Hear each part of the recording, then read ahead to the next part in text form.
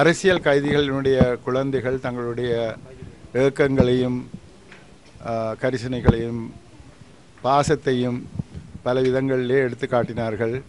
எனக்கு கடிதம் ஒன்று தந்திருக்கிறார்கள்.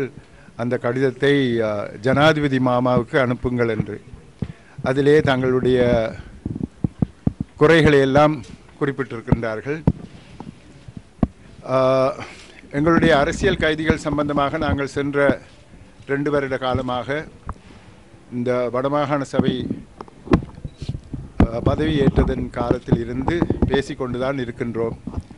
ஆனால் அதற்கேற்ற மாதிரி எந்த விதமான ஒரு நல்ல தீர்மானமும் எடுக்கப்பட்டதாக தெரியவில்லை. விரைவிலே வழக்குகளை முடிப்பதாக கூறினாலும் வழக்குகள் முடிவதற்கு காலம் சென்று கொண்டிருக்கின்றன. அத்துடன் அவர்கள் சார்பிலே, கைதிகள் சார்பிலே வழக்கை எடுத்து நடத்தக்கூடியவர்கள் மிக சொற்பமாக இருக்கின்றார்கள். அதை எடுத்து நடத்துவதற்கு முன்வருபவர்களுக்கு பணத்தை கொடுக்கக்கூடிய நிலையிலே அரசியல் கைதிகள் இல்லை. நாங்கள் ஏதாவது ஒரு வழியில் அவர்களுக்காக ஒரு அமைப்பை அமைத்து அதற்கூடாக பணத்தை எடுத்து இந்த சட்டத்தரணிகளுக்கு கொடுத்து ஏதாவது செய்ய முடியுமா என்று பல விதங்களிலும் நடவடிக்கைகளை எடுத்துக்கொண்டு வந்திருக்கின்றோம். ஒரு சிலர் விடயமாக அதை பற்றி நடைமுறைப்படுத்தக்கூடியதாக இருந்தது. ஆனால் அதை ஒழுங்கமைப்பு ஒன்றுக்குள் கொண்டு வருவதற்கு இதுவரையில் எங்களால் முடியவில்லை. ஆனால் இது எவ்வாறு இருப்பினும் இப்பொழுது குழந்தைகளை பொறுத்தவரையிலே தங்களுடைய தகப்பன்மார், அண்ணன்மார் திரும்பி வருவார்களா, இப்பொழுது திரும்பி வருவார்கள், என்ன குற்றம் செய்தார்கள் என்று பல கேள்விகளையும் அவர்கள் கேட்டுக்கொண்டிருக்கின்றார்கள். அரசியல் கைதிகள் என்று சொல்லும்போது சில அரசியல் காரணங்களுக்காக அவர்களை எடுத்துக்கொண்டு சென்றார்களே ஒழிய வழக்கமான நாட்டினுடைய சட்ட திட்டங்களுக்கு அமைவாக அவர்கள் குற்றங்கள் புரிந்ததாக அல்ல.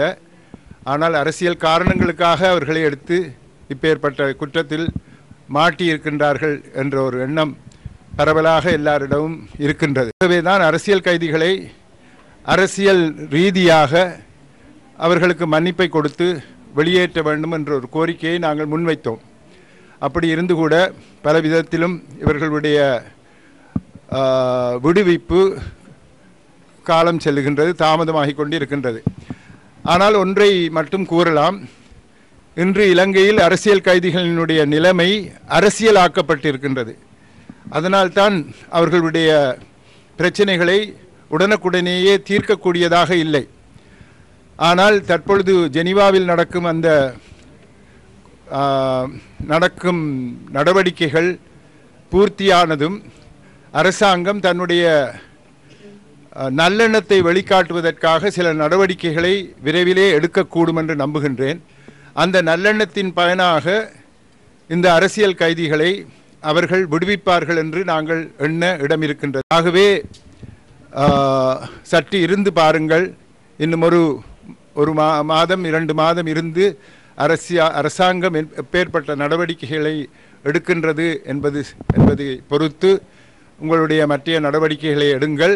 தற்போது இதை சம்பந்தமாக பெரிதாக எந்த ஒரு நடவடிக்கையிலும் ஈடுபட வேண்டாம் என்று குழந்தைகளினுடைய அவர்களுடன் வந்தவர்களிடம் கேட்டுக்கொண்டிருக்கின்றேன். இதனை ஓரிரு மாதங்களுக்கு பின்னர் மீளாய்வு செய்வோம்.